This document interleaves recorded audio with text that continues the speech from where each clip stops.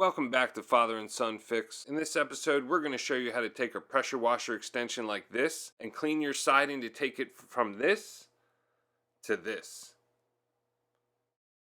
All right, let's get to it.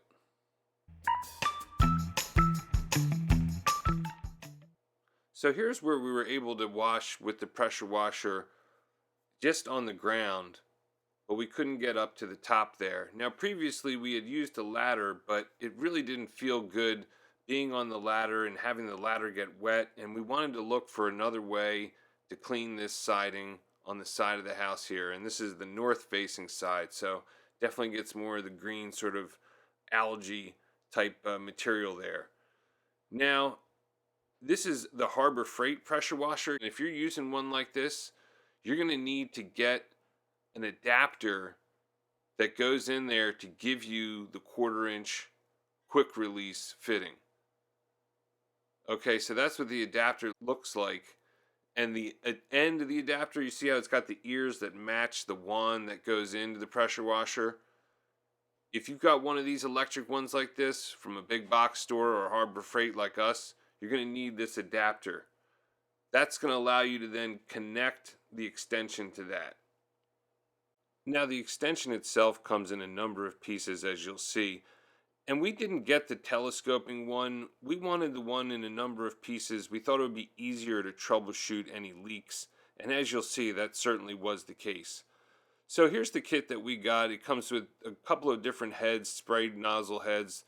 That's the right angle adapter. This one's more of like a bent angle for cleaning your gutters. It's like a 120 angle or something.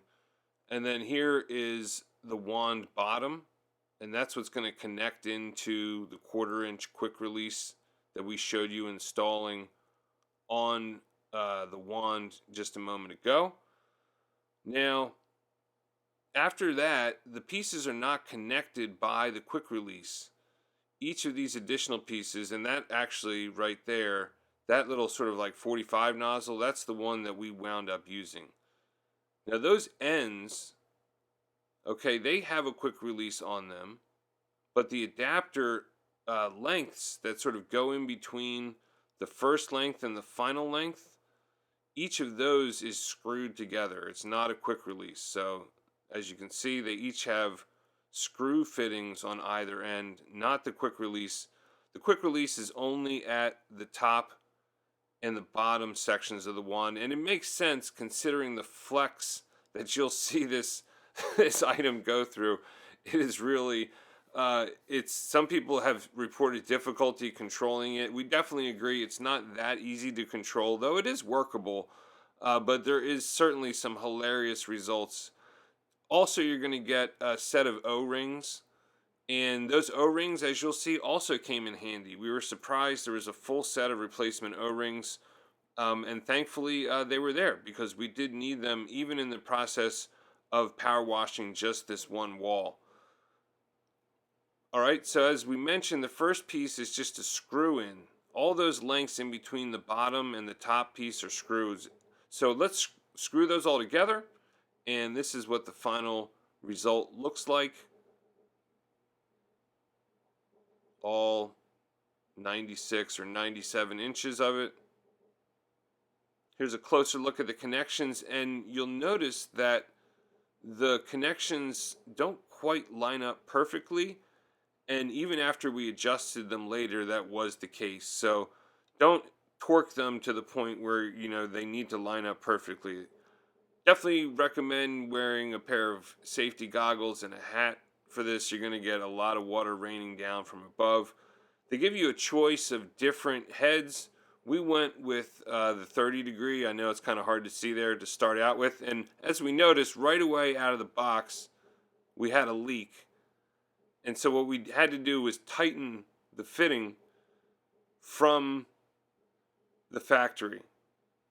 So here we are getting started, and you'll see right when you get started, watch the kickback. Whoa, and you have to be careful that you don't kick back in the other direction and hit the house when you turn it off. So start with the wand away from the house and stop with the wand away from the house. And once you know that, and once you get started with it, it's pretty easy to move along and it does provide some pretty good results. The pressure, once we fixed the initial leak, was holding well in there. As you see, as we were learning, when we cut the power or when we let go of the pressure washer, it flexed. And as you can see, the same thing when we're starting with it, it really flexes a lot. So you have to be mindful of that flexion and hold it away from the house. As we mentioned, you don't want to hit the siding with it. And then you can get some pretty good control over it. Also, people have recommended not to use the 90-degree, and see, even there, trying to keep it away from the house, we still weren't far enough away. Partway through, well, it just happened that we developed a leak, and we really attribute this to the fact that the piece is constantly flexing on these connections. So we decided to go back through and tighten all the connections again. And you may need to do this repeatedly while you're power washing different parts of the house. Just keep a wrench handy or 2 wrenches handy so that you can do that. And as we mentioned, even after tightening, still not aligned perfectly. Don't worry about that. In the process of tightening and inspecting what had happened with a leak that had developed, in the course of doing it, we noticed that one of the O-rings had already started to split. And that's why they include the set of extra O-rings. So just by, again, the movement, this thing's flexing all over the place. When you use it, you'll see what we're saying. Just by the movement of that, it pinched the O-ring and damaged it. So we put a new O-ring on, and now here we are tightening it. The other connections are quick release, but right here, this is just the O-ring connections that go between the bottom wand and the top wand connection. So after putting it all back together, tightening everything down in the new O-ring, we were back in business without any leaks, and this is the results that we got. Going from that grimy, dingy, almost pale lime color to this nice and clean, more of a cream or vanilla color that the siding actually was underneath all of that grime. So we hope this helps you and gives you some tips if you're going to use a pressure washer extension. Let us know what your experience is cleaning siding or other materials with pressure washing down in the comments. We really appreciate it. Thanks for watching. We hope you have a great day.